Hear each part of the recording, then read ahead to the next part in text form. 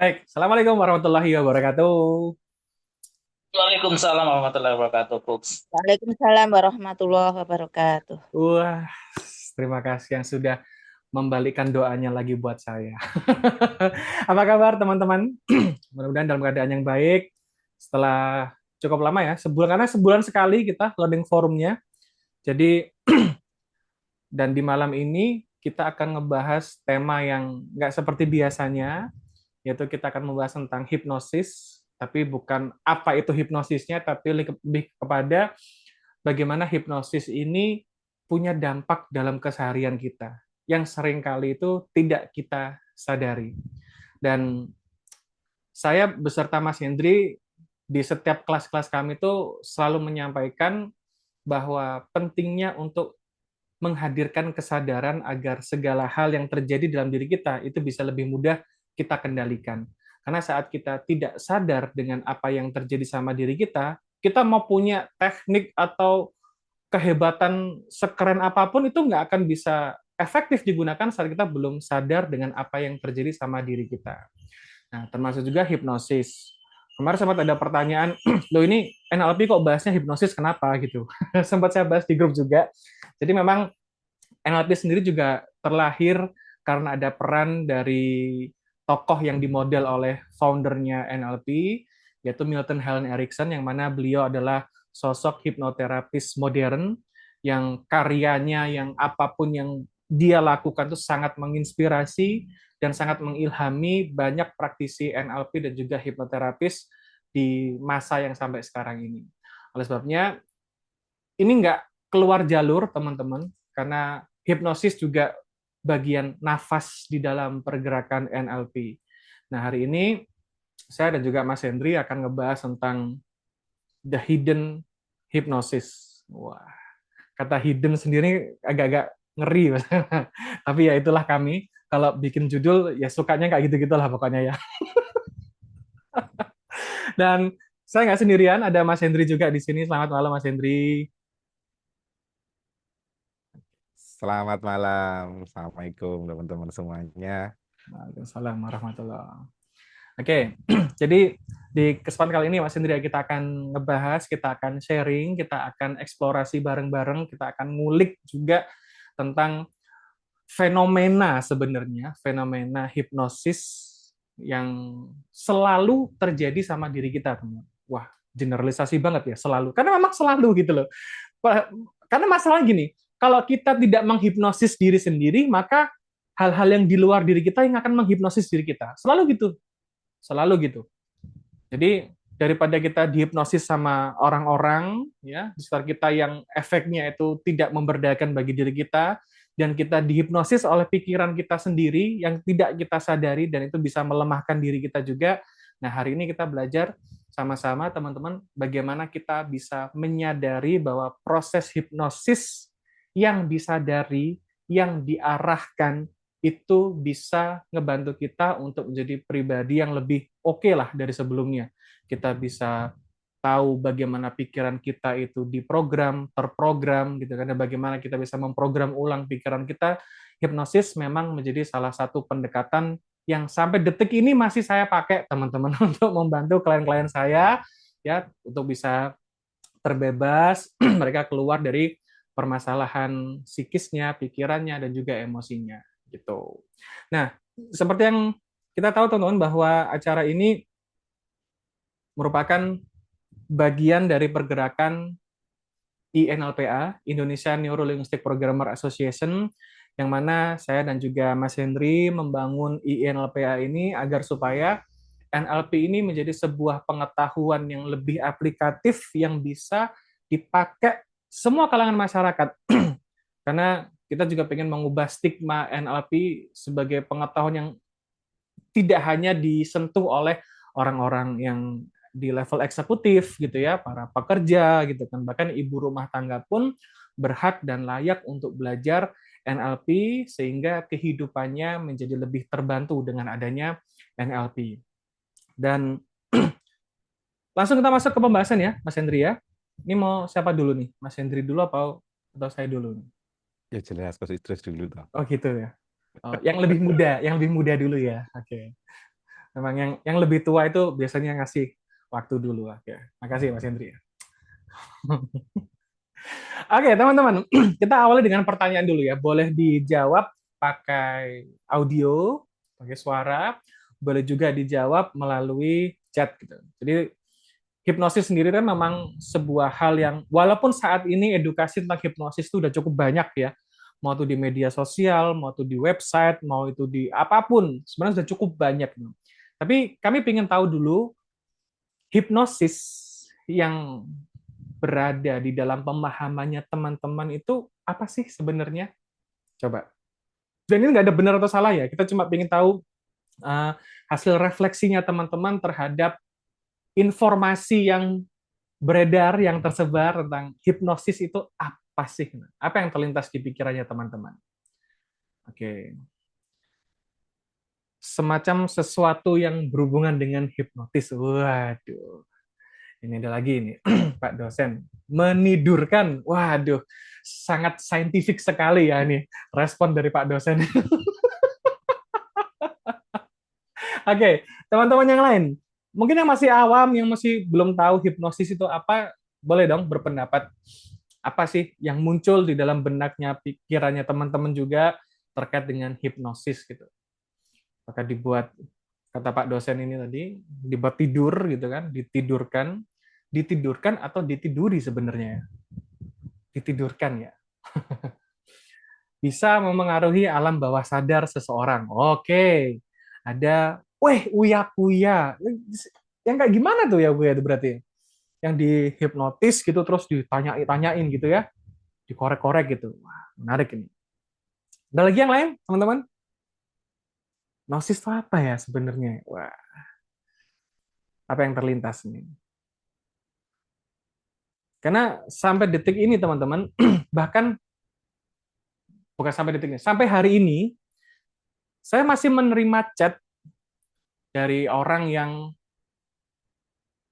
kena iklan, kena iklan eh, ketika melakukan pencarian hipnoterapi di area Madiun, karena saya di Madiun, masih banyak, bahkan hari ini juga masih ada masuk yang tanya itu, apakah bisa menghipnotis orang biar jujur, biar dia tuh ngaku sudah mencuri. Itu masih ada, dan chatnya masih ada sampai sekarang, karena baru pagi tadi chat itu masuk. Jadi memang walaupun proses edukasi tentang hipnosis itu sudah banyak, faktanya sampai detik ini pun juga masih banyak orang yang belum tahu bahwa hipnosis itu sebenarnya apa dan kayak gimana gitu kan. Oke, nih kondisi atau situasi yang memengaruhi pikiran dan emosi. Terima kasih Mas Buna. Menarik ya, macam-macam ya. Pemahaman hipnosis dari versinya teman-teman tuh macam-macam. Banyak banget. Lagi dari Mas Satria Wisnu Ajin. Kalau nggak salah, berarti benar. Kalau nggak salah itu berarti benar. Kalau nggak salah, hipnosis adalah mengarahkan pemikiran, namun kedua belah pihak harus setuju. Oh, oke. Okay. Good. Oke. Okay. Ada lagi yang lain, teman-teman? Silakan.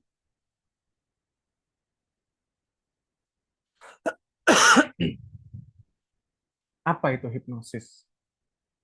Mungkin lebih akrabnya hipnotis gitu kali ya. Oke, ada lagi nih. Masuk alam bawah sadar. Wah, ini menarik ya. Oke, cukup ya teman-teman ya. Banyak perspektif yang muncul ketika teman-teman tuh mendengar kata hipnosis. Kita definisikan dulu aja ya. Hipnosis itu apa, hipnotis itu apa itu. Karena kadang masih sering disamain antara hipnosis dan juga hipnotis. Maka kita perlu definisi, kita perlu merujuk pada salah satu organisasi yang cukup kita percaya, yang kredibel untuk mendefinisikan hipnosis gitu ya. Oke.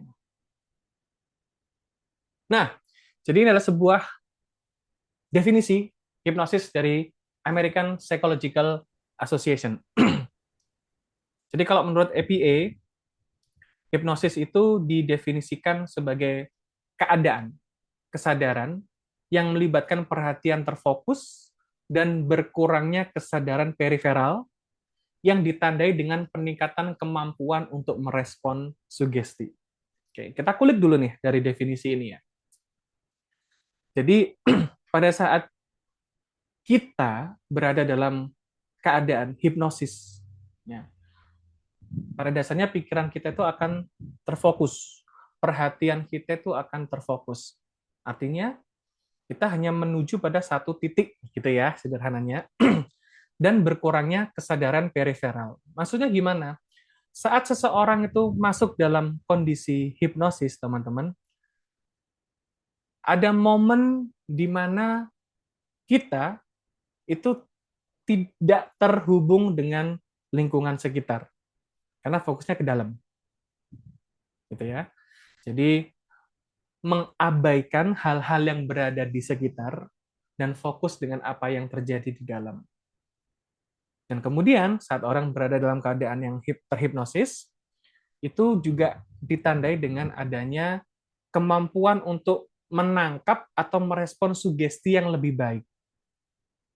Berarti sebenarnya hipnosis itu dipakai agar sugesti lebih mudah diterima oleh pikiran. Oke, tadi teman-teman sempat menyampaikan ada pikiran bawah sadar, wah, ada alam bawah sadar gitu ya. Saya sejak tahun 2010-an itu memang kurang, ini preferensi ya teman-teman, saya kurang sreg dengan istilah alam, wah, alam sadar, alam bawah sadar gitu. Kayak mistis gitu loh, rasanya kayak mistis gitu ya. Makanya saya lebih sering menggunakan terminologi atau istilah pikiran bawah sadar, karena merujuk dari istilah dari bahasa Inggrisnya adalah subconscious mind atau pikiran bawah sadar, dan juga conscious mind. Mind sendiri adalah pikiran, bukan alam, tapi ya bebas aja, karena itu memang preferensi yang bebas teman-teman mau pilih untuk bisa menjelaskan tentang pemodelan dari pikiran manusia gitu. Jadi sebenarnya kalau kita membahas hipnosis, keadaan hipnosis, kita tidak pernah terlepas dari keadaan hipnosis. Itu faktanya, teman-teman. Jadi, keadaan kita masuk dalam kondisi hipnosis itu namanya adalah trance atau trance. Ya. Nah, saat dalam keseharian kita nggak mungkin tidak masuk dalam kondisi trance. Yang terjadi adalah kita hanya bergeser, berpindah-pindah dari tema trans satu ke trans yang lainnya. Lompat, keluar, masuk, itu aja yang terjadi sama diri kita. Makanya saya sering diskusi sama Mas Hendri juga tentang sebenarnya ini pertanyaannya sebenarnya sederhana gitu. Tapi jawabnya nggak sederhana. Jadi sebenarnya pada saat kapan orang itu kita hipnosis gitu ya. Kita sebagai seorang operator ya, sebagai seorang hipnotis, sebagai seorang hipnoterapis gitu loh. Pertanyaan adalah pada kapan sebenarnya orang itu dihipnosis gitu loh. Saat dapat pertanyaan itu dari Mas Hendri, wah ini pertanyaannya kayaknya sederhana ini, tapi jawabannya nggak sesederhana itu. Karena untuk menjawab pertanyaan gitu itu pasti akan menghadirkan banyak perspektif. Kalau semisal nih ya, saya menggunakan perspektif dari praktisi Ericksonian hipnosis. Ericksonian itu sebuah aliran ya, mazhab dalam hipnosis. Kalau saya mengatakan Ericksonian dalam mazhab Erickson hipnosis, kapan saat orang itu masuk dalam kondisi hipnosis? Ya setiap saat orang itu masuk kondisi hipnosis, klien datang menangis, ya menangisnya itu adalah trance. Tinggal diutilisasi, ditunggangi gitu kan, untuk diarahkan, dibantu mencapai keadaan yang idealnya seperti apa gitu. Tapi itu juga tidak akan pas ketika dinilai dari kacamata hipnoterapi yang sifatnya klasik atau konvensional, di mana saat orang itu dihipnosis berarti ya melalui proses yang struktural, prosedural, mulai dari prainduksi. Nah, saat diinduksi itu, saat mulai dibawa masuk relaksasi gitu aja, itu bisa dikatakan orang sudah masuk dalam kondisi hipnosis. Jadi sebenarnya masih cukup banyak perdebatan, tapi kita tidak akan sedang membahas perdebatan itu, ya, karena nggak akan ada habisnya. Dan silakan untuk dilanjutkan sama Mas Hendri.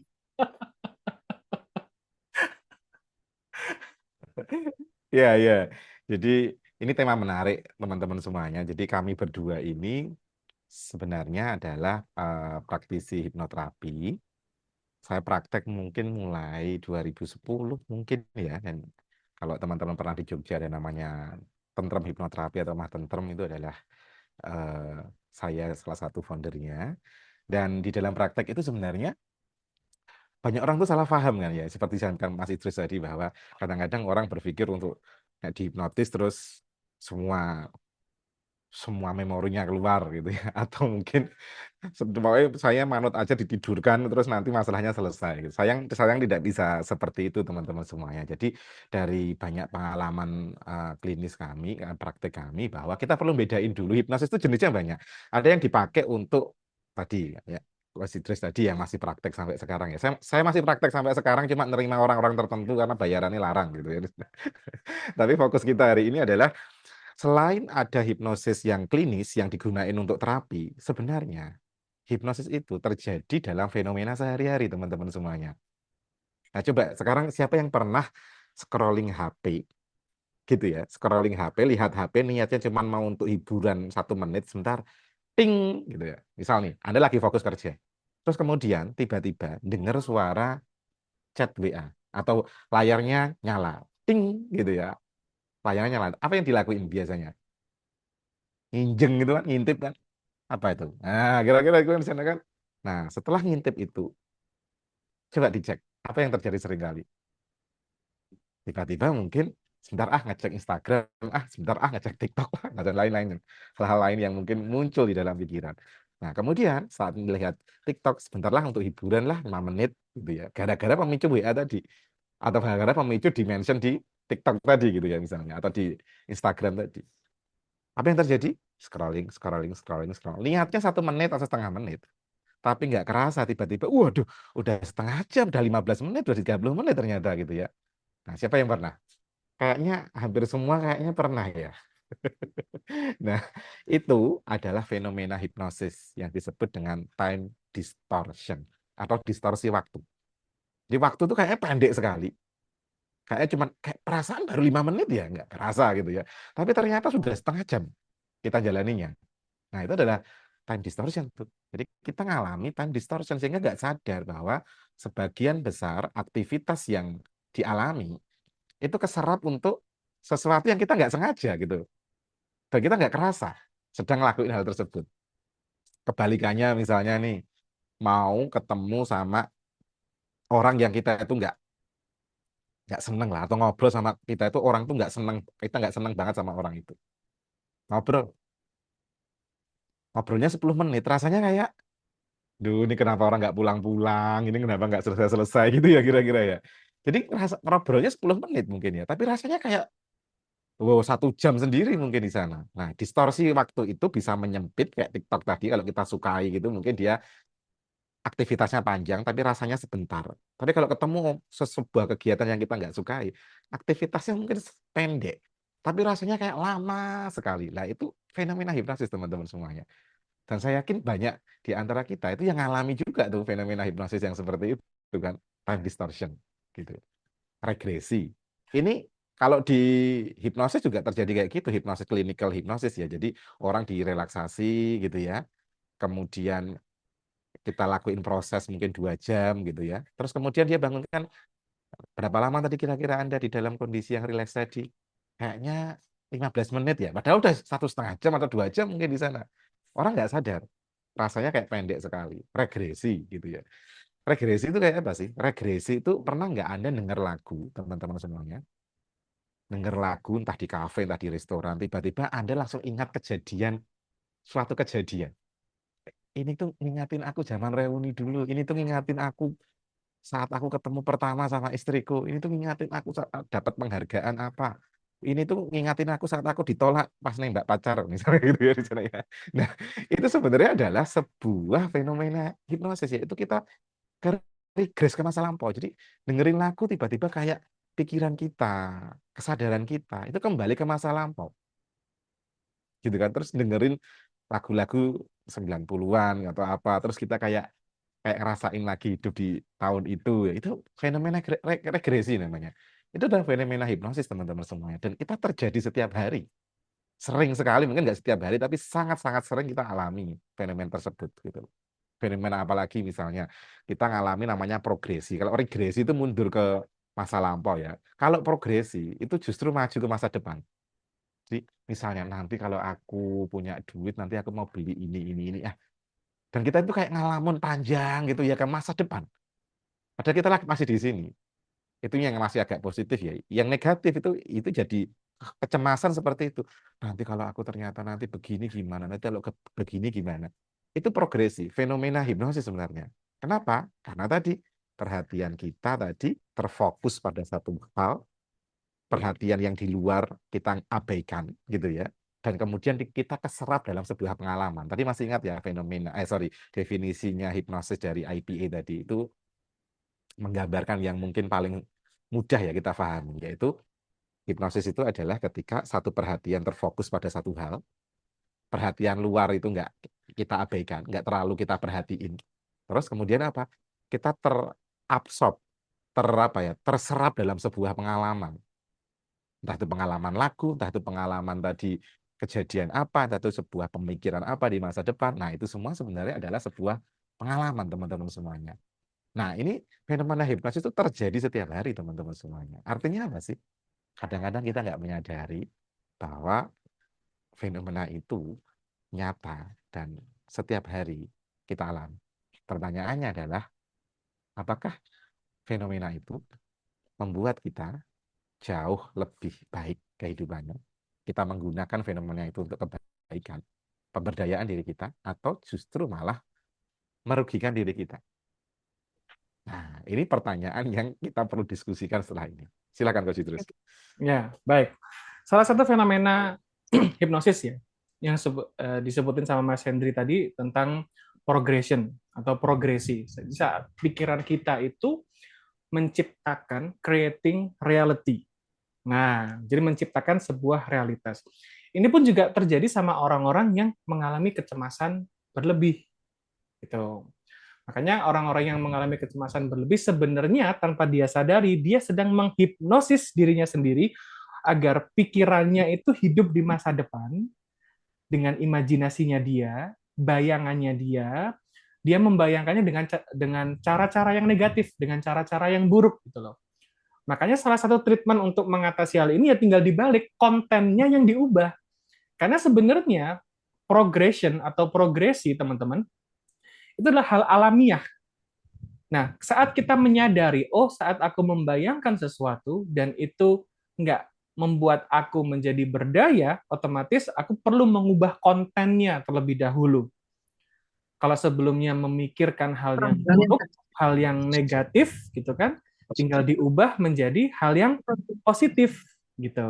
Sehingga saat membayangkan nanti kalau gagal gimana, nanti kalau keliru gimana, nanti kalau nggak bisa gimana. Nah, salah satu tips yang sering saya berikan terhadap klien-klien saya adalah think opposite. Pikirkan kebalikannya, bayangkan kebalikannya. Daripada memikirkan nanti kalau gagal gimana, diubah kontennya menjadi nanti kalau berhasil gimana ya. Dan nanti bisa cukup memengaruhi keadaan emosional kita, teman-teman. Makanya saat kita mengenali fenomena ini, otomatis kita juga sedang mengenali bagaimana pikiran kita itu bekerja. Saat kita membayangkan sesuatu, kita cek lagi apakah kita membayangkannya dengan cara yang positif ataukah dengan cara yang negatif. Karena itu sama-sama menghipnosis. Nah, daripada kita membayangkan hal yang negatif itu malah melemahkan diri kita, pikirkan kebalikannya, think opposite. Pikirkan saat kita itu berhasil, saat kita mendapatkan hal yang baik. Jadi itu adalah salah satu cara yang sampai saat ini masih saya berikan dan itu sangat efektif teman-teman untuk mengubah keadaan di pikiran kita, gitu ya. Nah, termasuk juga saat kita mau presentasi, gitu. Walaupun mungkin kita nggak punya ketakutan berlebih akan presentasi ya, kita bisa juga membuat diri kita terhipnosis saat kita hanyut dalam imajinasi kita membayangkan, kita proyeksikan bagaimana persisnya saat saya ini presentasi di depan banyak orang, saat saya menyampaikannya dengan baik, tertata, terstruktur, dan mendapatkan respon yang baik dari audiens gitu. Itu akan sangat membantu kita dalam menghadirkan perasaan-perasaan yang baik juga. Jadi sebenarnya kita juga melakukan self hypnosis dengan cara seperti itu. Hanya saja memang perlu diniatkan dan disadari. Nah, gitu kira-kira. Silakan Mas Hendri. Ada tambahan? Iya, Oke. sebentar. Ini yang putus-putus. Apakah putus-putus kita?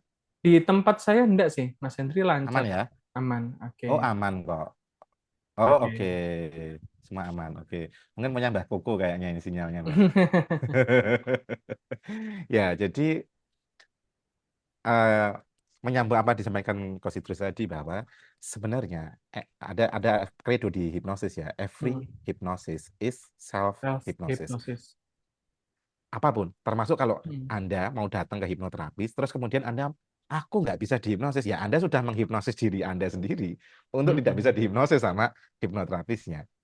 Jadi tidak ada yang bisa sebenarnya menghipnosis kita kalau kita itu sebenarnya nggak mengizinkan, sadar ataupun nggak sadar ya, gitu di sana. Karena mengizinkan itu bisa secara sadar mengizinkan atau secara tidak sadar saya sebenarnya mengizinkan gitu di sana. Jadi every hypnosis is self hypnosis. Nah, sekarang teman-teman semuanya. Tadi pertanyaan tadi kita sambungin lagi. Mas itu sudah menyampaikan bahwa, yuk setiap hari kita itu berpindah kondisi hipnosis. Jadi hipnosis makanan, misalnya nih, hipnosis makanan itu ada kan? Misalnya ada kemudian tiba-tiba lihat eh, reviewer food vlogger, lihat makanan gitu kan. Terus lihat makanan aja, kita langsung bayangin nih nanti kalau aku makan nih, wah enak nih, tempatnya enak nih, cocok. Kita langsung bayangin kan di tempat itu. Terus akhirnya kita jadi lapar. Yang awalnya mungkin setengah jam lalu, pas sejam lalu baru habis makan gitu ya. Itu fenomena-fenomena. Kenapa kok bisa seperti itu? Karena perhatian kita terserap ke sana, terabsorpsi, perhatian kita fokus ke satu gitu ya, kita menghidupkan sebuah pengalaman makanan yang enak itu sehingga memicu sebuah respon di tubuh kita, teman-teman. Hormon-hormon kita juga berubah, membuat kita ngerasain lapar gitu ya mungkin di sana ya. Nah, itu fenomena hipnosis. Nah, sekarang pertanyaannya adalah sebenarnya kondisi hipnosis itu kondisi yang sangat natural sehari-hari. Kita berpindah dari hipnosis soal terhipnosis makanan, terhipnosis omongan tetangga, terhipnosis pengalaman gitu ya di sana ya, dan hal-hal lain lah gitu di sana. Nah, artinya bagaimana sekarang seperti yang disampaikan Mas Idrus tadi, Mas Idrus, bahwa kontennya itu apa? Kontennya itu ke konten yang kita hipnosiskan ke diri sendiri itu apa? Apakah itu positif atau itu negatif?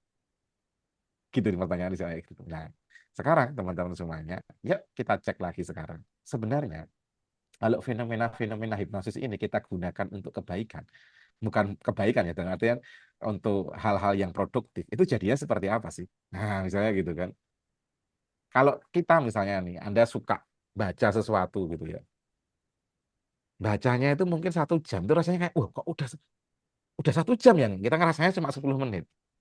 Kan nyenengin sekali ya, kita baca sudah banyak, ternyata baru kita, kok cepet banget ya, hal-hal yang disukai ya. Gitu. Atau mungkin ngelakuin hal-hal yang produktif gitu ya.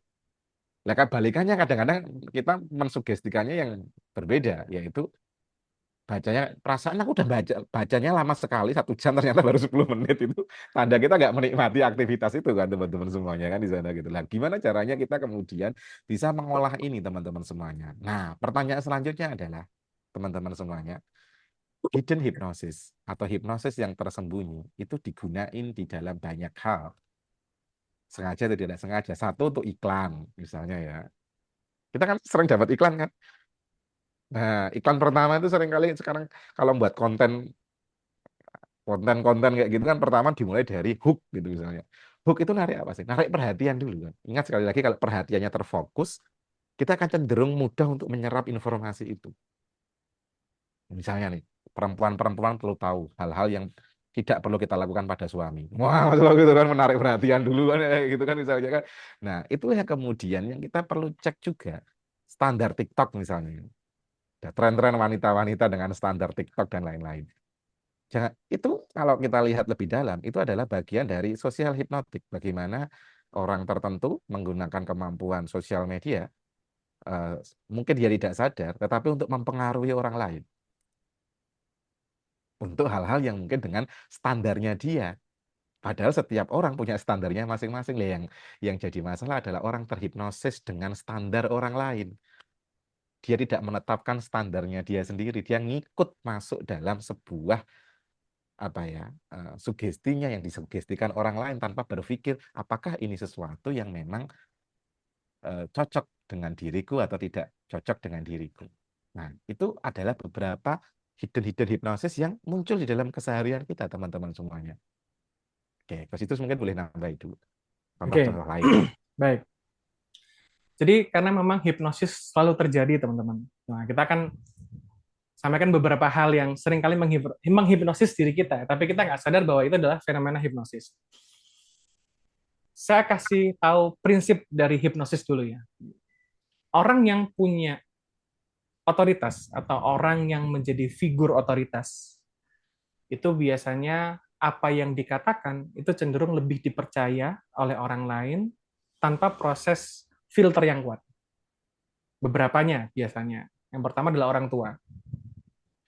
Orang tua ngomong A, B, C gitu kan. Bisa jadi sampai umur sekian, kita masih ingat betul tuh apa yang disampaikan orang tua, dan itu sangat membentuk bagaimana cara kita berpikir, cara kita mengambil keputusan gitu ya. Ini bukan tentang salah atau benar gitu ya. Karena yang kita tahu bahwa, yang saya yakini juga bahwa apa yang disampaikan itu oleh orang tua itu pasti mengandung kebaikan gitu kan. Cuma ada beberapa momen, ada beberapa konteks yang itu perlu diupdate. Contoh semisal gini. Orang tua bilang sama anaknya gini, "Nak, kalau besok kerja jangan jauh-jauh, yang deket rumah aja." Gitu kan. Sementara rumahnya di desa, mungkin gitu ya. Sementara peluang untuk menghasilkan uang lebih banyak itu mungkin nggak di desa pada saat itu ya. Tapi dia perlu ke kota lain, ke tempat lain gitu loh. Tapi saat apa yang disampaikan oleh orang tua itu tidak di dehipnosis, tidak di dekonstruksi lagi, nggak dihancurkan lagi gitu. Bisa jadi ya kita akan dalam tanda kutip terpenjara di situ terus, teman-teman. Ini tidak tentang salah atau benar apa yang disampaikan oleh orang tua gitu ya. Karena konteksnya cukup banyak, tapi saya mengambil di contoh ini gitu ya.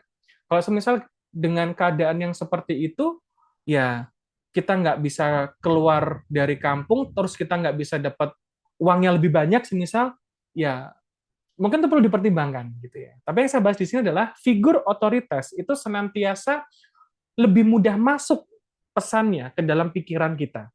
Orang yang kita anggap figur otoritas. Bisa jadi contoh lain semisal seorang leader, ya, atau mungkin orang yang berhasil di suatu bidang tertentu gitu loh. Nah, biasanya orang-orang seperti itu kan kayak ngasih nasihat ke kita gitu kan, ngasih input ke kita gitu. Lakukan ini, lakukan itu, maka akan seperti ini, seperti itu. Biasanya gitu ya. Nah, yang perlu kita ketahui adalah saat kita tidak sadar bahwa kalimat tersebut itu bisa menghipnosis diri kita, ya kita akan mengikutinya. Ini bukan tentang benar atau salah, tapi kita perlu cek lagi. Ini tepat nggak sih untuk dipakai pada saat ini gitu loh.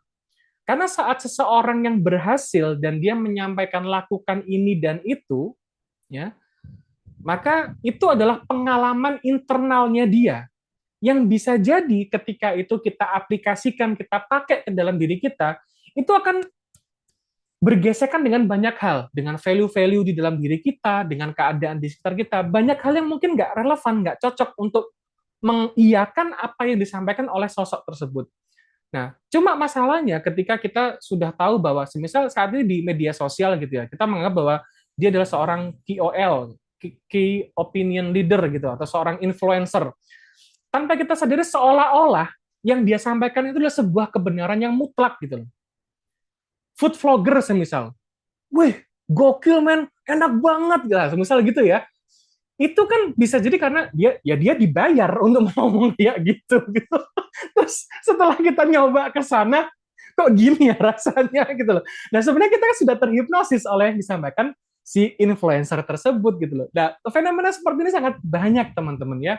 Jadi makanya kenapa kok kita perlu belajar hipnosis yang seperti ini? Tujuannya biar kita bisa mengefektifkan lagi cara berpikir kita, cara kita mengambil keputusan, kita ngecek ulang lagi apakah program-program yang sudah masuk di dalam pikiran kita baik yang terbentuk karena tidak kita sadari ataupun karena dibentuk oleh orang lain.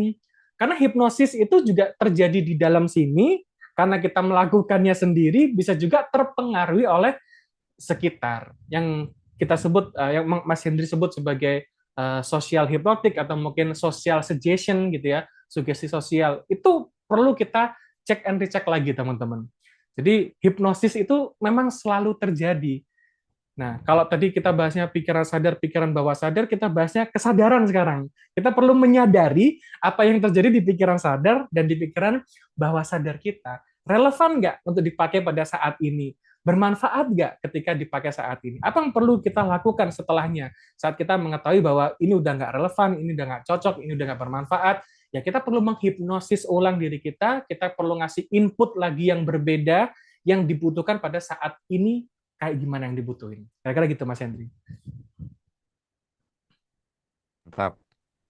Oke, ada pertanyaan dulu mungkin sama teman-teman kalau ada pertanyaan di titik ini.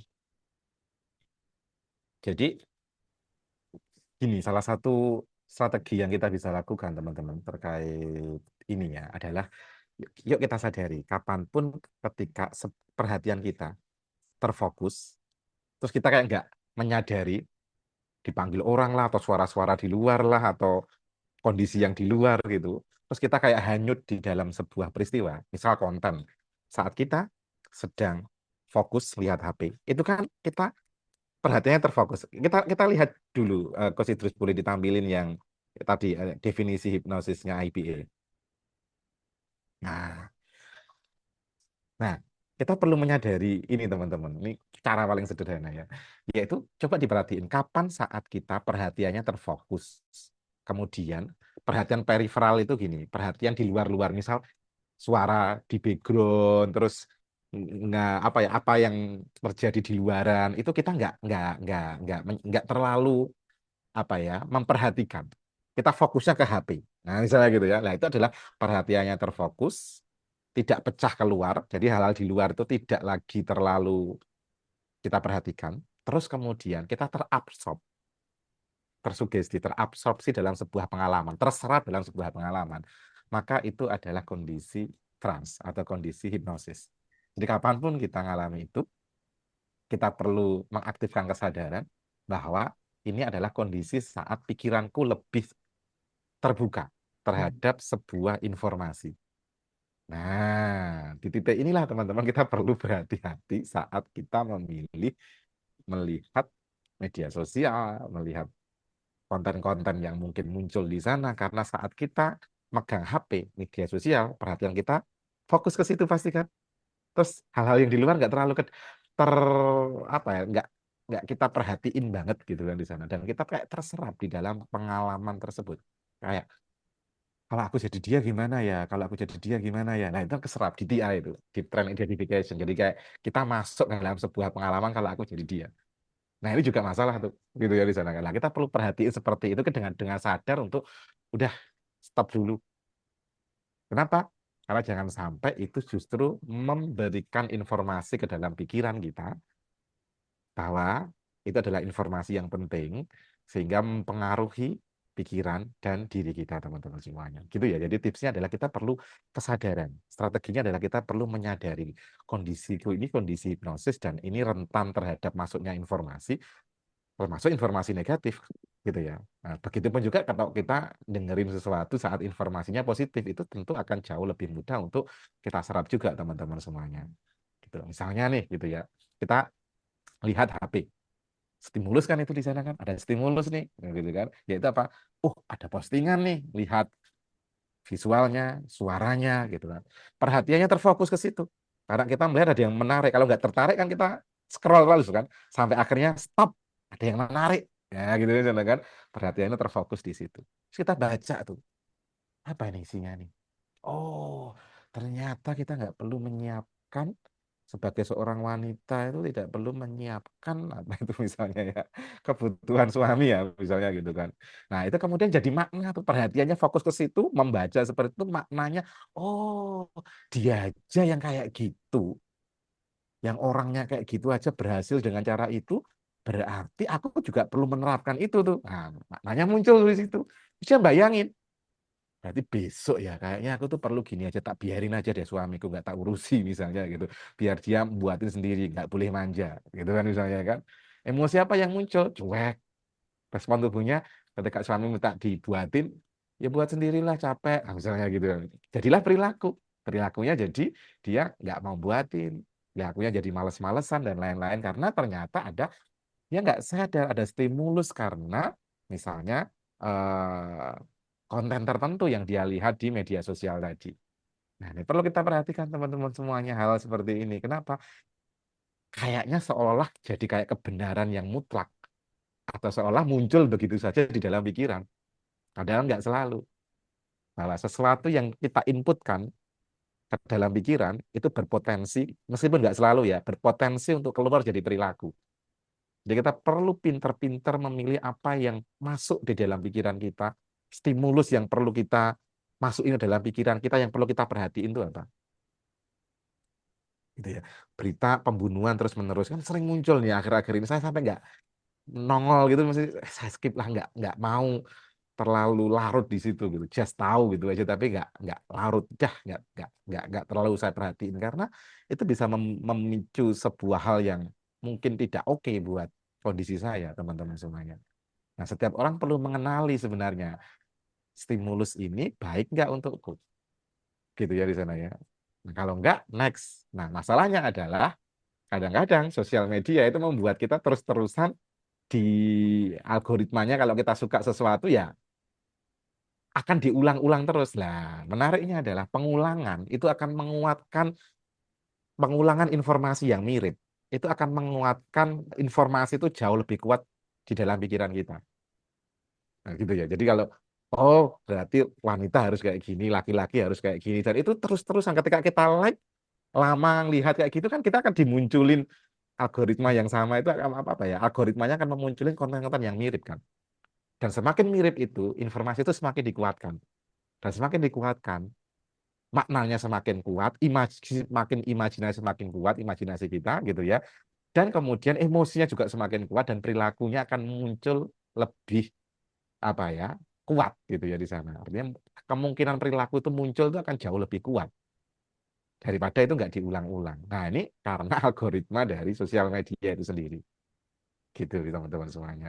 Jadi ini kuncinya adalah kita perlu mengenali responnya kita sendiri terhadap ketika kita dapat stimulus, kita memilih untuk udah nggak tak perhatiin atau perhatikan dan memaknai dengan cara lain bisa misalnya nih oh berarti aku harus begini ya oke oh maknanya oh itu adalah persepsinya dia misalnya nih kenapa sih sosial media itu untuk saya ngomong sosial media karena sehari-hari kita sering ngomongin itu ya kenapa sih sosial media itu untuk beberapa orang itu tidak baik untuk kesehatan mental karena misalnya nih lihat mungkin kontennya seolah positif ya lihat orang posting soal pencapaian kita merhatiin anak umur 20 tahun sudah bisa mencapai ini, dapat ini, dapat ini. Tapi coba cek selanjutnya, makna apa yang kita berikan? Tantangan justru di situ. Sedangkan aku udah 40 tahun, nggak dapat apa-apa, nggak punya apa-apa. Imajinasinya yang muncul. Terus nanti ke depan gimana? Gini, gini, gini. Emosinya yang muncul apa? Jadi yang aku tak lakuin selama ini tuh ngapain? Aku nggak berharga. Perilakunya, dia semakin nggak ngelakuin sebuah hal yang produktif. Dia jadi menarik diri, nggak mau ketemu temen, nggak merasa punya apa ya, nggak merasa punya sesuatu yang bisa layak untuk dia perjuangkan dan lain-lain di sana. Di sosial media itu ya netral-netral aja. Jadi tantangannya justru di situ. Satu, kita milih perhatian mana yang perlu kita perhatikan, mana yang enggak. Dua, makna apa yang kita berikan terhadap postingan tersebut. Nah, ini kuncinya di situ. Makna apa yang kita perhatikan terhadap postingan tersebut. Apakah itu sesuatu yang memberdayakan atau tidak memberdayakan diri kita. Karena makna itu akan memicu imajinasi kita, dan imajinasi memicu emosi kita, respon tubuh kita, dan memicu perilaku. Misalnya kalau kita kontekskan nih, dalam video hipnosis ngomongin soal tadi ya, food vlogger tadi, stimulusnya lihat postingan orang makan sate kambing gitu yang enak gitu ya. Perhatian kita langsung terstop di situ. Gambar sate kambing gitu ya di sana ya, dengan ada cabenya yang suka cabai gitu ya dan lain-lain gitu di sana. Terus kita maknai nih, wah kayaknya enak nih gitu ya kak, kayaknya enak nih gitu. Terus imajinasi kita terus muncul nih, wah kalau aku makan di situ, wades, seger, mesti enak nih. Respon tubuhnya gimana? Wah ngiler misalnya gitu, keluar keluar kelenjarnya di sini terus ludahnya muncul, terus respon tubuhnya apa, emosinya apa, pengen. Jadi lapar nih, perilakunya cari di GoFood kayaknya mirip-mirip di itu karena dia jauh tuh kayak di sana. Atau responnya perilakunya adalah segera mencari Google Map gitu ya ke tempat itu. Tantangannya adalah ketika media sosial itu adalah kita sering lihat itu, kita like, kita nonton itu, kita akan dimunculin lagi juga kan kuliner-kuliner yang seperti sejenis itu. Dan kita semakin ngulang lagi. Imajinasi semakin kuat, makna semakin kuat, dan keinginan untuk ngelakuinnya itu gitu ya, itu juga semakin kuat. Ini mungkin konteksnya positif. Yang sebelumnya ini mungkin konteksnya bisa negatif, bisa positif gitu ya. Nah, disinilah teman-teman kita perlu memperhatikan bahwa fenomena kita terinfluence, terhipnosis gitu ya, itu fenomena sehari-hari yang sering kita jumpai dan terpapar dalam diri kita. Kita perlu kesadaran lebih untuk bisa memaknainya sehingga menghasilkan sebuah imajinasi, emosi, dan perilaku yang berbeda. Mas Idrus akan menambahkan. Oke, baik. Menarik teman-teman ya. Ini saya jadi teringat, Mas. Tanggal 15 Juli kemarin lalu itu dapat chat dari temen. Dia bilang gini, Mas. Serius, aku sampai pusing kepala lihat berita. Bertanya-tanya, ini beneran kayak gini? Gitu. Terus dia nanya, kamu sedih gak dengan kondisi negara kita sekarang? Terus aku tanya balik, kondisi negara yang kayak gimana? Nah, itu Mas. Tuh ada itu, yang ngechat gitu. Tapi nggak dibalas habis itu, Mas. Nah, kalau kita bahas tentang stimulus, teman-teman, gitu kan. Kadang saya pribadi, saya kan juga cukup memperhatikan ya, apa sih yang terjadi di negara kita saat ini, gitu kan. Tapi saya juga punya kemampuan untuk memilih fokus saya itu mau saya letakkan di mana, gitu loh. Apakah pada informasi yang baikkah, ataukah informasi yang burukkah, gitu kan. Sehingga ketika, ya memang betul, ada hal-hal yang tidak menyenangkan yang sedang terjadi di negara kita, iya, itu nggak bisa kita abaikan. Itu memang real, nyata terjadi, faktanya memang demikian. Tapi selain itu, ada juga banyak hal lain yang baik yang juga terjadi di negara kita, di sekitar kita, gitu kan. Jadi makanya kalau ada hal seperti ini biasanya saya pengen tanya balik gitu kan, kondisi negara nggak gimana, tapi karena nggak dibalas, ya sudahlah. Karena saya juga punya punya cara untuk meletakkan fokus saya pada apa yang membuat saya itu berdaya, apa yang membuat saya tenang gitu kan. Nah, kalau dia ngechat tiba-tiba, aku sampai pusing kepala lihat berita gitu kan, berarti dia kan terhipnosis sendiri oleh berita. Sebenarnya kan itu yang terjadi ya. Sementara kalau kita ngelihat algoritma di media sosial kita gitu kan, itu kan memang cenderung tergantung dari preferensi kita ya. Kita minatnya di mana ya, AI dari algoritma media sosial tersebutlah yang akan merekomendasikan gitu loh. Nah, kalau memang isinya adalah berita-berita tentang korupsi lah, tentang pembunuhan lah, tentang pencurian lah, tentang kecelakaan, ya itu akan dimunculin terus di media sosial kita, teman-teman. Makanya kalau teman-teman cek, ini saya kasih apa TikTok saya semisal gitu, cek pertama pasti apa? Bisa jadi makanan gitu kan, bisa jadi tempat rekomendasi menginap, hotel-hotel, villa gitu. Isinya itu dua. Terus yang ketiga, karena saya lagi suka nge-gym, pasti isinya tentang gym, banyak gitu kan. Ya itu yang menjadi fokus kita. Sebenarnya algoritma di media sosial itu kan juga sesuai dengan perhatian kita tuh sedang ada di mana, teman-teman. Gitu loh. Betul, betul. Jadi dicek, silahkan dicek di Iya, explore-nya ya cek berarti. aja. Kalau 7 Instagram sampai ya. 10 konten di awal TikTok lah, atau ya di TikTok lah. TikTok kan pasti kan FYP-nya yang muncul duluan gitu kan. Tapi kalau kalau di Instagram kan masih kecampur sama teman-teman yang kita follow gitu ya. Gitu. Nah, coba cek aja. Gitu. Ya, saya 90% buku, Mas. Explore saya mungkin. Buku Satu ya? atau dua tok di explore Wah. itu yang bukan buku, video apa gitu. Oke. Tapi kalau Biasanya memang oke. nyarinya itu kan. Kalau YouTube itu karena memang TV di kamar itu kan dipakai sama anak-anak juga Mas ya. Jadi ya kecampur sama Bobo Kampung. Boy, sama Doraemon. Iya. Doraemon aku juga emang lihat gitu kan. Tapi kartunya anak-anak kan aku juga nggak paham juga itu.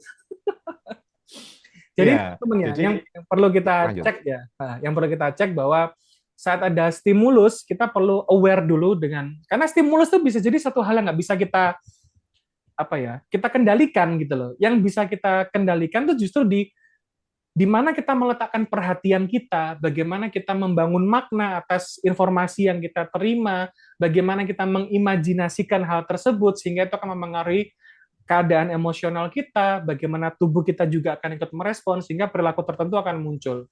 Stimulus itu satu hal yang mungkin di luar kendali kita.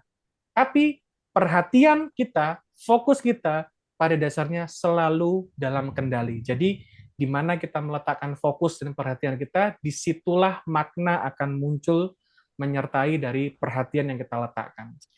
Ini sebuah pemodelan yang perlu kita cermati bersama teman-teman, karena saat kita mengenali pemodelan ini, kita belajar dari pemodelan ini, setidaknya kita bisa lebih aware, lebih sadar. Oke, stimulus di luar kendaliku, tapi kalau perhatian itu bisa jadi masih dalam kendaliku, aku perlu arahkan perhatianku ini kemana. Gitu, Mas Hendri. Ya, Silakan teman-teman, kalau ada perhatian atau Mas Hendri mau menambahkan, boleh. ya sebelum teman-teman mungkin kita ngobrol bareng teman-teman, silahkan. Kita akan senang sekali kalau bisa ngobrol bareng di langsung ya, voice ataupun video. Saya itu hidden hypnosis ini sebenarnya selain di media sosial, itu juga kalau kita sadari, itu terjadi yang membentuk kita saat ini pun juga melalui fenomena hipnosis kan. Jadi misalnya saya itu punya hal yang lucu yang saya sadari, Mas Idris. Jadi Oke. kalau tuh saya tuh bungkus makanan yang enak gitu ya. Itu tuh ada perasaan seringkali itu pengen menyisakan. Jadi nggak mau habisin sekali, nanti dimakan lagi gitu. Satu kata saya tracing, ini sebenarnya apa sih? Jadi kayak istri saya tuh habisin, terus istriku kayak, kok nggak dihabisin apa? Untuk nanti lagi gitu. Nah ternyata memang ketika saya cek lagi kayak gitu, regres gitu ya, regresi mundur, tak ingat ini apa sih, pola apa sih gitu. Nah, memang sejak kecil karena kondisi ekonomi gitu ya, kecil dulu itu memang ibu itu, terutama ibu itu nyaranin jangan langsung dihabisin untuk makan nanti sore, jangan langsung dihabisin, dan itu diulang-ulang dengan pemaknaan itu bahwa kalau membeli sebuah makanan yang mungkin kita senangi itu jangan langsung dihabisin. Maknanya munculnya di situ itu kan, disisain untuk nanti. Jadi itu perilaku dan itu diulang-ulang beberapa kali setiap anu seperti itu terus. Nah, akhirnya kemudian sampai sekarang saya masih ada kebiasaan kayak gitu. Jadi ketika saya ngelakuin beli sesuatu tuh kayak pengen nyisain, ada rasa kayak pengen nyisain. Meskipun nggak selalu saya sisain sih, sudah bisa di sana ya gitu. Tapi itu hal yang baik sebenarnya ditanamkan oleh ibu saya, mungkin tujuannya zaman dulu karena kondisi ekonomi ya. Tapi saya menyadari bahwa beberapa pola yang kita alami teman-teman semuanya di saat ini itu adalah berapa hasil dari internalisasi kita terhadap pengalaman-pengalaman itu. Yang mungkin dikatakan orang tua, mungkin dikatakan apa, mungkin dikatakan sama orang-orang yang punya pengaruh di dalam kehidupan kita, tanpa kita sadari, itu mewujud saat ini gitu di sana. Nah, maka yang perlu kita lakukan ya dicek lagi ketika ada satu, kalau sebuah polanya itu memberdayakan, tidak ada masalah, oke-oke saja kan, justru itu bagus. Gitu kan di sana kan gitu. Rasa misal sekolah di akhir waktu kok nggak nyaman, ya itu bagus-bagus saja kan gitu misalnya kan. Nah, artinya bagaimana kemudian kita memilih pola-pola yang agak tidak memberdayakan. Terus kemudian dicek sih sebenarnya dulu ada stimulus, pernah saya berstimulus apa ya, dan aku maknai apa ya. Nah, itu proses itu akan paling nggak membuka kesadaran kita bahwa ada sesuatu pola yang mungkin pernah masuk di dalam pikiran saya dan saya tidak menyadarinya dulu, tapi mengizinkannya masuk di dalam pikiran saya tanpa saya sadari gitu di sana. Nah, gitu teman-teman semuanya. Kita boleh lanjut sambil diskusi ya. Oke, ini ada pertanyaan nih. Menghipnosis diri dengan yang baik-baik apakah sama dengan afirmasi? Wah, gimana tuh Mas Hendri? Ya, jadi kalau kita lihat di stimulus tadi ya teman-teman semuanya ya, proses dari stimulus. Jadi afirmasi itu kan sebenarnya menstimulus kita untuk tujuannya itu kita perhatiin gitu kan, terus kita maknai, terus memunculkan imajinasi. Nah, kalau digunakan seperti itu sampai muncul maknanya bahwa oke, memang aku orangnya seperti itu dan imajinasinya kita bisa munculin, itu akan sangat membantu untuk memunculkan sebuah emosi dan perilaku baru. Gitu ya di sana ya. Masalahnya kan kadang-kadang orang cuma berhenti di stimulusnya kan, cuma berhenti di kata-katanya. Gitu loh. Terus-terusan kayak gitu tanpa memberikan sebuah makna yang align, yang selaras dengan apa yang dia katakan, tidak memunculkan imajinasi yang melakukan seperti itu gitu ya, yang selaras dengan kalimat afirmasinya gitu ya di sana ya, dan tidak ada unsur emosinya. Itu cuma ngomong-ngomong doang gitu di sana ya. Nah, sehingga perilaku yang dibentuk juga tidak mengarahkan ke sana. Gitu. Tapi afirmasi cuman salah satu gitu ya. Jadi nggak salah satu strategi saja. Apakah pasti ya? Tidak selalu karena prosesnya agak panjang tadi kan. Afirmasi apakah kita memperhatikan atau bisa sambil lalu gitu ya, atau kita maknai dengan cara yang lain, yang selaras, memunculkan emosi tertentu, imajinasi tertentu gitu di sana ya, atau tidak. Nah, itu salah satu strategi, cuman tidak bisa diwakili bahwa menghipnosis diri itu just afirmasi, tetapi itu salah satu ikhtiar saja untuk kemudian kita bisa gunakan untuk melakukan menghipnosis quote and quote ya, self hipnosis untuk diri sendiri. Mas itu mungkin ada tambahan. Ini relate sama ini sih Mas sebenarnya. Nah, Oh, iya kan? yes. Silakan Kak terus. Jadi teman-teman kalau kita amati ya bahwa saat kita ngobrol sama diri sendiri, entah itu dikatakan sebagai self hypnosis kah, apakah itu afirmasi kah, itu menyugesti diri sendiri kah gitu. Pada dasarnya kita sedang melakukan self talk atau self dialogue saat kita ngobrol, ngomong sama diri kita sendiri gitu kan. Nah, ini yang seringkali juga menjadi hidden suggestion atau sugesti yang tersembunyi. Karena saat kita ngomong sama diri sendiri, seringkali juga tidak kita sadari. Nanti kalau gini gimana, gitu gimana, aku pasti nggak bisa deh. Wah, kayaknya berat deh ini deh gitu kan. Nah, itu adalah sebagai bentuk sugesti yang kita sampaikan untuk diri kita sendiri gitu loh. Saat kita tidak menyadari momen tersebut, maka akan ada kemungkinan kita akan hanyut pada apa yang sudah kita sampaikan. Ini saya kasih contoh ya sama Mas Hendri. Di sini saat kita mengatakan, saya pasti blank saat presentasi gitu. Nah, saat ngomong seperti itu, tanpa kita sadari sebenarnya pikiran kita sedang kita arahkan bagaimana caranya saya menjadi blank saat presentasi.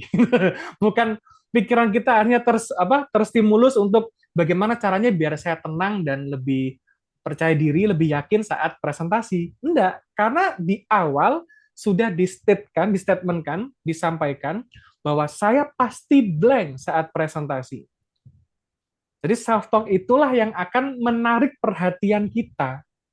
Nah, karena perhatian kita sudah ke arah sana, tanpa kita sadari, pikiran kita juga akan kita arahkan, kita dorong untuk mencari cara gimana biar kita bisa blank. Atau mencari hal-hal yang mendukung untuk kita itu blank. Contoh semisal ya, ini contoh. Saat ngomong, saya pasti blank saat presentasi. Pas mau presentasi tiba, terus pas kebetulan bisa ngelihat audiensnya.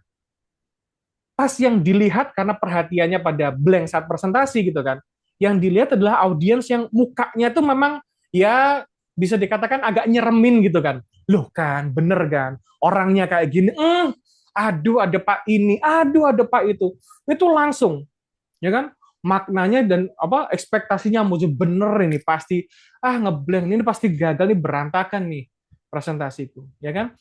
Imajinasinya bisa muncul di sana. Nah, ini efek saat kita mengatakan, saat kita self-talk pada diri kita dengan cara yang negatif, dengan cara yang buruk, gitu kan. Sehingga emosi kita juga akan ikut di sana, gitu loh, menyertainya. Kalau tadi bilangnya blank, berarti kemungkinan emosi yang menyertai apa? Ketakutan, ketegangan, kekhawatiran, kecemasan, was-was, panik, gitu kan. Itu adalah hal yang muncul saat kita mengatakan bahwa saya pasti blank saat presentasi. Sehingga perilaku yang muncul apa? Waktu presentasi jadi gagap, au gitu kan. Bingung mau ngomong apa, keringet dingin keluar gitu kan, nafas jadi lebih cepat. Itu yang terjadi. Nah, makanya mungkin ini bukan menjadi satu-satunya cara, mungkin bukan, tapi ini bisa menjadi cara yang perlu kita cermati pertama kali, teman-teman, untuk bisa mengubah keadaan diri kita. Nah, terkait dengan afirmasi tadi ya, memang betul, afirmasi itu tidak selamanya mengubah, tapi afirmasi itu bisa menjadi salah satu cara, pilihan, yang bisa efektif juga, gitu loh. Karena kita perlu tahu bahwa untuk membangun suatu pola pikir, suatu perilaku, itu nggak berdiri sendiri, pasti ada hal yang lainnya. Contoh semisal, kita dalam keadaan nggak enak, positive thinking aja itu pasti akan lebih susah gitu. kita perlu dalam keadaan emosi yang baik juga untuk bisa menguatkan positive thinking kita. Nah, itulah sebabnya saya sering menyampaikan juga bahwa yang sering kali menggagalkan positive thinking itu adalah negative feeling. Jadi feelingnya pun juga perlu positif untuk menguatkan positive thinking-nya. Jadi saat kita mikir gini, aku pasti jadi orang yang berhasil. Tapi perasaannya mengatakan, selama ini aku loh hidup miskin, kekurangan, aku nggak punya koneksi, mau kaya dari mana? Nah, contoh gitu kan. Jadi digagalkan sendiri dengan perasaan itu, merasa nggak mampu, nggak layak, nggak berdaya gitu ya. Sehingga itu akan menggagalkan positive thinking. Jadi kita amati dulu self-talk ini menjadi langkah awalnya, teman-teman. Walaupun bukan satu-satunya, tapi ini menjadi langkah awal yang efektif untuk kita cek lagi apakah selama ini kita membuat kita berdaya dengan self-talk yang sudah kita ucapkan, ataukah kita dilemahkan sendiri oleh self-talk yang sering kita ucapkan. Urutannya adalah saat kita ngomong sama diri sendiri, di sanalah perhatian kita terpusatkan, disitulah makna yang akan ikut tergenerate, ya, ada makna yang kita hasilkan. Nah, makna itu meng-create imajinasi kita membayangkan hal-hal tersebut, dan emosi tubuh kita pun juga akan ikut merespon, dan jadilah suatu perilaku. Nah, yang dikhawatirkan nanti adalah saat kita mengulang-ulang kalimat tersebut, maka itu akan menjadi bagian di dalam diri kita. Kira-kira gitu. Silakan kalau ada pertanyaan, teman-teman. Mas Hendri, kalau mau menambahkan, silakan. Oke, ini ada pertanyaan nih dari Mas Andi. Afirmasi belum bekerja kalau kunci filternya belum dibuka ya, Mas? Oke. Yang saya tahu Masih terus ya? yang saya tahu kunci stang. Jadi miring gini. Tukang kuncinya nggak ketemu gitu. Kalau saya mengistilahkan bahwa filter itu tidak terkunci ya, tapi mungkin filternya lebih rapat gitu ya. Jadi makanya kalau memang kita hanya murni menggunakan pendekatan hipnosis untuk memprogram pikiran kita, ya, ini yang saya sampaikan saat kita menggunakan hipnosis murni, hanya hipnosis untuk memprogram diri kita.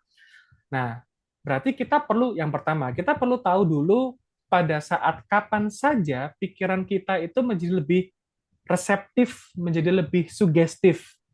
Karena memang ada beberapa kondisi alamiah yang bisa kita pakai, yang bisa kita manfaatkan. Contoh misal saat kita selesai beribadah, gitu ya, saat kita akan tidur, saat kita setelah bangun tidur, saat kita menikmati sesuatu hal, kita hanyut di sana. Itulah kondisi-kondisi alamiah di mana sebenarnya kita itu sangat reseptif. Nah, keadaan alamiah itulah yang bisa kita manfaatkan. Oh ya, mumpung keadaan seperti inilah, masukkanlah hal-hal yang baik sama diri, ke dalam diri sendiri, sehingga itu akan lebih mudah untuk diterima.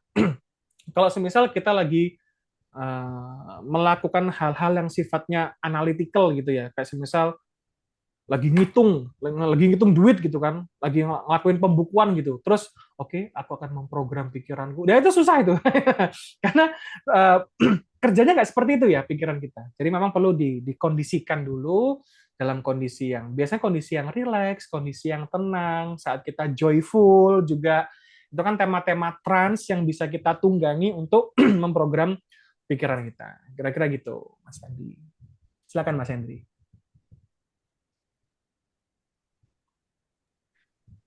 Aman ya. Jadi kalau kita mau bahas tema-tema sugesti itu memang panjang sekali teman-teman semuanya ya, dan banyak sudut pandang gitu. Apakah doanya banyak sekali. Jadi misalnya dalam sains modern, cognitive science itu bahkan diteliti ya. Jadi bagaimana sugesti, misal ngomongin soal harga nih. Jadi ada penelitian tuh anggur. Satunya dihargai murah lah berapa dolar gitu. Wine gitu ya, di luar negeri di penelitiannya. Satunya dihargai mahal banget, cukup mahal. Di label tuh beda tuh, levelnya sekian, satunya sekian gitu. Harganya selisihnya banyak banget. Nah ternyata ketika para ahli yang spesialis gitu ya, nyicipin kayak gitu, suruh nyicipin, itu komentarnya menarik teman-teman. Yang dibanderol harganya lebih mahal, itu ternyata menurut para ahli yang tukang icip-icip ini, rasanya sedikit beda. Ini rasanya beda nih, rasanya beda nih, gitu kan di sana kan. Padahal sebenarnya seperti yang Anda bisa tebak itu aslinya isinya sama aja. Tapi gara-gara ada label harganya, itu para yang ahli pun itu kayak punya sensasi yang ini rasanya beda nih. Dan tidak hanya berhenti di situ teman-teman. Ketika dicek, saya lupa pakai MRI atau apa, di otaknya dicek, itu rasanya emang efeknya ke otak itu beneran beda teman-teman. Padahal bahan yang diminum sama, tapi efeknya ke otak itu beda. Kenapa? Karena tadi ada pemaknaan ekspektasi perhatian tadi yang fokus ke harganya itu beda. Nah, itu adalah salah satu fenomena juga di dalam keseharian kita. Kadang-kadang menggunakan trik yang quote and quote ya, oh dikasih yang lebih mahal akan lebih bagus misalnya gitu di sana ya. Itu juga terjadi misalnya kalau di dalam eh, Anda milih obat misalnya. Anda kalau milih obat sakit kepala itu milih yang paling murah apa lebih paling mahal misalnya gitu ya. Yang paling mahalnya lebih ampuh biasanya gitu gitu kan. Jadi menempatkan seolah bahwa yang paling mahal adalah yang paling cepat menyembuhkan. Dan ketika orang meyakini seperti itu mungkin jangan-jangan bukan cuma karena bahannya, tapi ada efek namanya efek placebo. Efek placebo itu ketika seseorang tuh mengharapkan sesuatu bahwa aku akan sembuh lebih cepat, aku akan tenang kalau minum ini, aku akan seperti ini. Itu efek placebo gitu ya. Itu akan mengubah juga bagaimana efeknya ke dalam tubuh kita, teman-teman semuanya. Nah, ini sebenarnya adalah fenomena yang kita bisa gunakan untuk mensugesti diri kita sendiri tadi selain ngomongin soal apa tadi afirmasi, kemudian dan lain-lain hal-hal yang lain-lain gitu. Mohon tidak difahami secara saya dulu juga berpikir bahwa seolah-olah sugesti afirmasi itu hal yang mistis. Ditambah lagi dengan berbagai penjelasan yang kayak mistis cuma ngomong tok dalam kondisi setengah tidur terus sakti gitu kan. Sebenarnya nggak kayak gitu sih ketika kita pelajari lebih dalam. Kenapa sih ketika kita tuh ngomong pas kita tenang, rileks, mengomongkan ke diri sendiri itu lebih lebih cepat masuk gitu ya. Karena sebenarnya kita saat seperti itu bisa lebih mudah membayangkan, mengaktifasi imajinasi, emosinya dan lain-lain. Sehingga itu muncul kayak kita ngerasain, aku adalah orang yang penuh energi. Itu dirasain. Tapi kalau cuma ngomong aku orang yang penuh energi saat kita ngantuk, itu kayaknya kayak magic sekali ya.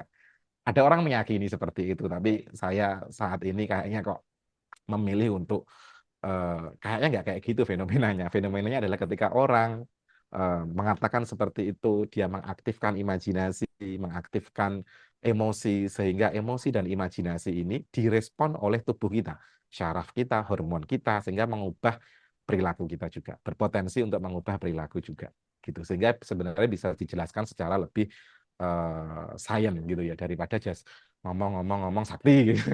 Kayak ada hal magic apa yang terjadi padahal sebenarnya adalah sebuah apa ya sebuah fenomena yang memang diri kita ini punya teknologi yang luar biasa yang Allah ciptakan gitu ya, tapi itu ada fenomenanya yang tidak kemudian seolah kayak magic gitu teman-teman semuanya sebenarnya Nah, itu masih termasuk terus yuk nah, kita termasuk ngobrol yuk.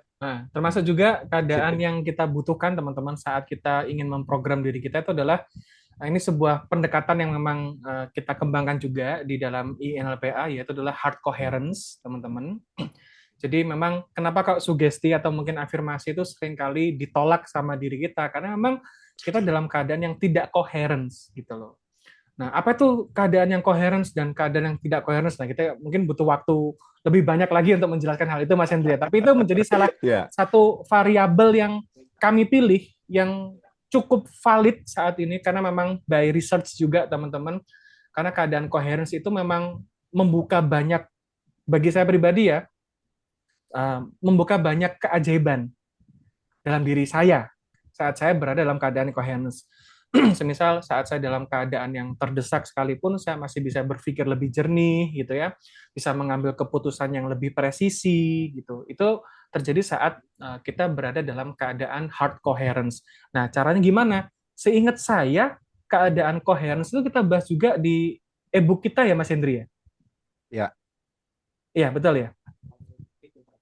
ya. Jadi salah satu kita yang jadi gini, saya nambahin positif tadi ya. Jadi salah satu koheren itu kondisi ketika pikiran, emosi, dan tubuh, sistem tubuh jantung macam-macam itu bekerja selaras. Mm-mm. Kayak kayak gotong royong, selaras gitu ya. Jadi mereka bekerja sama, tidak bekerja bersama-sama. Semuanya bekerja tapi pisah-pisah. Tapi ketika koheren, semuanya kayak satu kesatuan.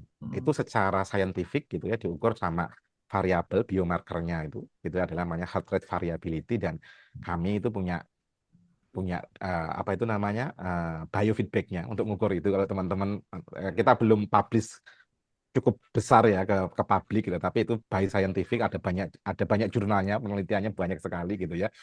Kita itu bisa ngintip teman-teman, apakah kita itu sedang ngerasain di dalam kondisi emosional positif atau negatif, dalam posisi emosional positif negatif by alat atau biofeedback. Itu kita ada alatnya tuh, kayak gitu itu. Ini agak berbeda sama orang rileks atau tidak rileks. Itu tidak selalu menggoreng, tapi lebih ke arah emosinya yang diukur. Apakah orang ini sedang alami sebuah emosi yang positif, syukur, apresiasi, apa ya, orang-orang apapun itu yang membuat emosi itu positif atau sedang negatif. Nah, gitu kan di sana. Nah, salah satu strateginya itu adalah, ini sebenarnya kita bahas di e-book kita, yaitu adalah melihat alam. Melihat alam membuat kita, jadi melihat alam itu membuat kita, teman-teman, itu terkonek sama sesuatu yang lebih besar. Jadi kekaguman itu membuat ego kita itu mengecil. Nah, kekaguman itu membuat ego kita mengecil sehingga self talk kita itu nggak terlalu. Ketika self talknya sedang kamu harus gini, ini macam-macam. Coba deh datang ke sebuah tempat yang luas, kita nikmati tanpa HP gitu ya. HP-nya disimpan dulu, nikmati itu luas kayak gitu, atau lihat langit atau lihat apa, ternyata kecil ya aku. Itu self talk itu akan cenderung dia akan mengecil pelan nanti di sana. Kenapa? Kayak melihat sesuatu yang luas dengan rasa kagum. Itu ada penelitiannya itu. Yang ada dengan rasa kagum, itu ego kita itu kayak mengecil. Nah, ego mengecil itu akan mengurangi self-talk negatif, salah satunya disebut juga sama Ethan Kross dalam bukunya namanya Chatter. Ngomong negatif, jelek kamu, nggak mutu kamu. Gitu. Nah, itu salah satunya justru dimunculin kalau pembahasan di e-book kita, itu adalah dengan cara dekat sama alam, mengakses kekaguman. Dengan cara itu juga kita, kalau kita bayangin seperti itu, teman-teman, kondisi kita akan jauh lebih koheren. Koheren insya Allah nanti kita bahas di next time ya Mas Idrus. Tapi kita hari ini fokus ke hipnosis dulu. Nah, silakan Mas Idrus. Nah, ini juga kita perlu menginformasikan ke teman-teman bahwa alhamdulillah INLPA, saya dan juga Coach Hendry sudah menghadirkan sebuah pembelajaran yang cukup menarik, teman-teman ya. Kalau teman-teman, aduh aku tuh malas baca, tenang. Karena di dalam e-book ini ada videonya gitu loh. Jadi bacanya nggak terlalu banyak gitu kan, dikit, penjelasannya lebih banyaknya melalui video.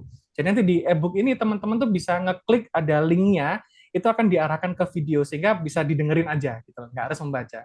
Karena saya menyadari nggak semua orang suka membaca, iya, nggak semua orang itu betah untuk membaca, iya. Kita memberikan alternatif untuk di tengah-tengahnya, yaitu bagaimana kita bisa belajar mengenali inner dialog kita, biar kita nggak terlalu berisik pikiran kita ya, dengan hal-hal yang kita ucapkan sama diri sendiri yang cenderung melemahkan diri sendiri, bagaimana cara mengatasinya, dan seperti yang Coach Hendry sampaikan tadi, bahwa salah satunya adalah saat kita terkoneksi dengan alam. Teman-teman, silakan teman-teman cek di Instagram saya. Kenapa beberapa waktu ini saya juga cukup sering untuk naik gunung, teman-teman. Oke, saat saya cerita sedikit dulu aja ya. Saya cerita sedikit dulu aja.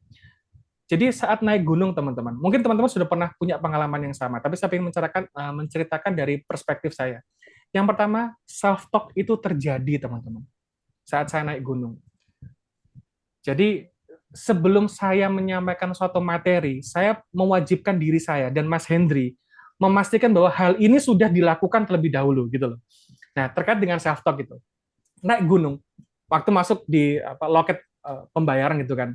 Ada bagian di dalam diri, kalau bahasa Jawa gini ya, kalau saya ngomong, Kiki jane nyapo toh. Ini sebenarnya ngapain sih gitu loh. Nyapein gitu kan, naik gunung gitu kan. Itu saya kenali sebagai self talk yang melemahkan gitu loh. Di lain sisi saya sadari bahwa oke, ya ini stop dulu, aku pengen jalan dulu aja lah.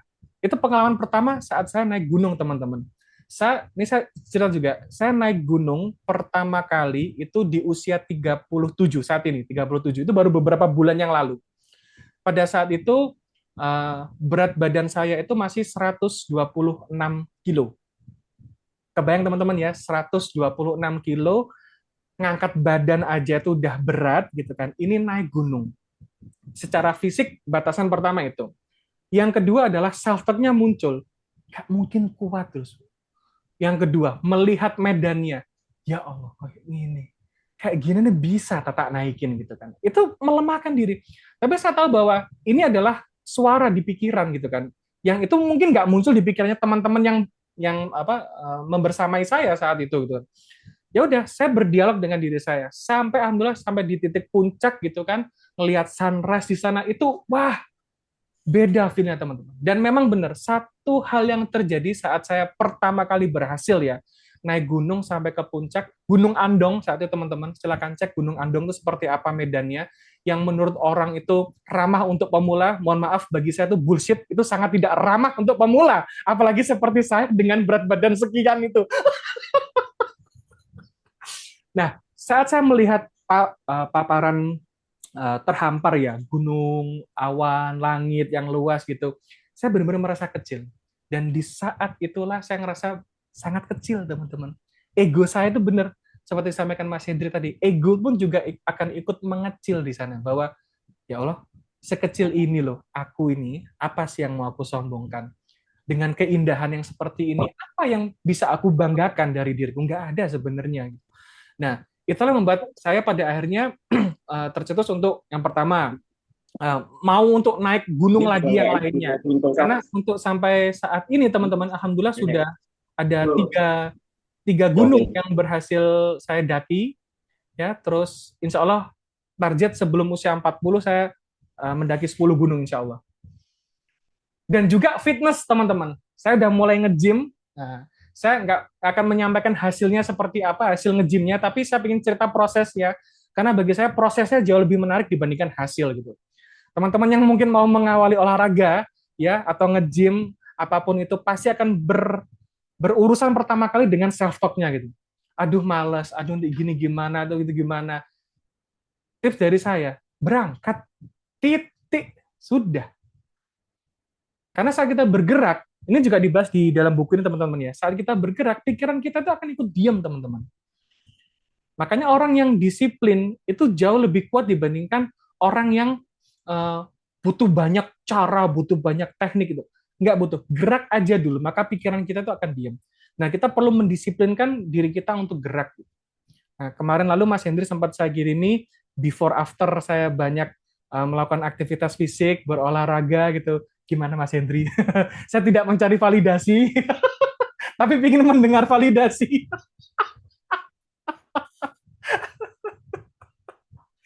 Sudah cukup. Perlu saya share. Oh, janganlah, jangan. Perbedaannya sudah sangat terlihat lah, alhamdulillah gitu. Tapi itu saya masih berproses. Insya Allah saya juga nggak berbangga diri teman-teman. Tapi intinya adalah bahwa apa yang saya dan juga Mas Hendri sampaikan di dalam e-book ini bukan cuma kata saya atau kata Mas Hendri, tapi buku ini terlahir dari yang pertama, dari riset teman-teman. Kalau dari riset otomatis bisa dipertanggungjawabkan hasilnya. Terus yang kedua, ini adalah hal yang memang sudah kami lakukan dan berhasil, dan juga sudah kami sampaikan ke klien-klien kami, baik secara personal maupun sampai di lingkup korporasi atau korporat, dan itu juga memberikan dampak yang alhamdulillah luar biasa banget gitu loh. Dan memang untuk bisa mendapatkan e-book ini nanti teman-teman bisa hubungi admin ya, nomornya sudah ada ya teman-temannya, nanti bisa dapat vouchernya. Kalau langsung beli itu nggak dapat voucher diskon, harganya normal di 149, tapi saat nanti hubungi admin teman-teman bisa dapatkan voucher sehingga harganya cuma 99.000, harga kita ngopi sekali jalan lah kalau 99.000 gitu kan. Dan ini karena insya Allah ilmu yang nggak ada expired-nya ya teman-teman, jadi bisa kepake juga sampai kapanpun gitu kira-kira. Mas Hendri silakan. Ya, tapi kalau yang teman-teman menghendaki tidak pakai diskon juga bisa. Oh boleh. Jadi itu teman-teman linknya ada di website, di UTAS, nanti teman-teman boleh lihat gitu ya di sana. Tapi kalau teman-teman mau untuk lihat dapat special price-nya kalau terus ya itu harus masukin voucher kalau nggak salah ya. Betul, ada voucher Iya, diskonnya, betul. karena itu memang penawaran spesial kami gitu ya untuk ngasih voucher ke teman-teman gitu di sana, Mm-mm. termasuk di grup juga gitu ya, dan Mm-mm. teman-teman yang di sini yang menghendaki untuk dapat voucher nanti boleh kontak ke Admin. admin untuk Mm-mm. dapat linknya gitu. Tapi yang teman-teman tidak, sorry saya tidak pakai diskon, mau pakai yang biasa. Boleh. Ya nggak usah masukin kupon diskon. Boleh sekali teman-teman Iya. semuanya. Ada satu pembahasan yang menarik juga yang kita sering pakai juga Coach Idrus. Jadi Mm-mm. ini hubungannya sama mensugesti diri, mengafirmasi diri dan Mm-mm. lain-lain. By research teman-teman semuanya. Nanti teman-teman boleh googling ya. Jadi ada namanya istilahnya adalah self distancing. Jadi Mm-mm. kalau kita ngomong ke diri sendiri, teman-teman, kenapa sih nasihat ke diri sendiri itu kadang-kadang saat kita ngalami masalah, kita bisa nasihatin orang lain dan benar gitu ya. Tapi saat punya masalah yang sama dengan orang lain itu, kita tidak bisa menasihati diri sendiri kadang-kadang gitu ya. Nah, itu ada efek tertentu yang muncul. Jadi ketika kita, teman-teman, mengganti, ini risetnya ya, ketika kita ngomong ke diri sendiri dengan sudut pandang orang ketiga, misalnya, Hendri, udah tenang aja, Hendri, kamu, tuh kan, aku tenang. Ternyata efeknya teman-teman, secara sains itu ada MRI-nya atau apa, jurnalnya ada banyak, ada cukup banyak ketika Anda googling nanti di sana. Itu ternyata efeknya adalah itu lebih kuat untuk membuat responsif kita itu ketika kita menggunakan kata orang ketiga, kamu atau nama kita untuk nasihatin diri kita sendiri. Udah, Mm. Hendri, tenang aja. Mm-mm. Daripada udah aku tenang, aku tenang, aku tenang. Nah, Mm. itu ternyata efeknya itu jauh lebih kuat ketika kita ke sisi ketiga. Kenapa ya?